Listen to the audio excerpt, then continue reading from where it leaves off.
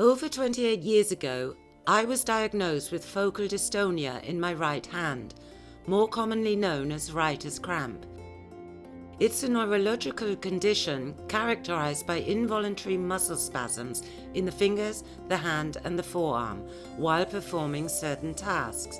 It doesn't only affect handwriting. In my case, it started when I suddenly couldn't use a numeric keyboard with my right hand, but every few years I experience a boost with more and more tasks becoming increasingly difficult.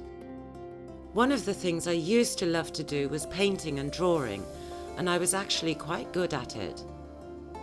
But I couldn't hold a pencil or brush properly anymore, so that was no longer possible.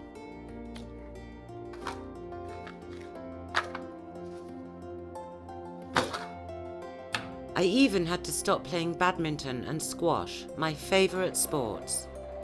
Filling out any handwritten forms is a nightmare. And I'm very careful when pouring boiling water.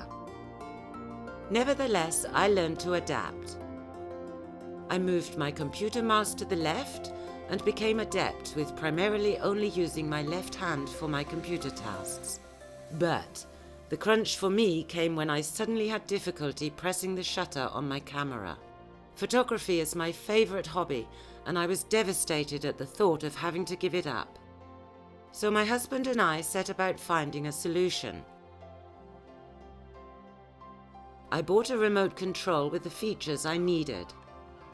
My husband measured my camera, the remote, and the perfect distance I needed to operate it comfortably. He then created a 3D model that could hold both camera and remote. He painstakingly constructed a made-to-measure casing. Then the model was prepared for our 3D printer. It took several attempts to get it exactly right, so prototypes were printed in a quick mode. Only when we were completely satisfied with our model, we let our 3D printer perform its magic using high-quality filament and the best printing settings. It took 19 hours to print.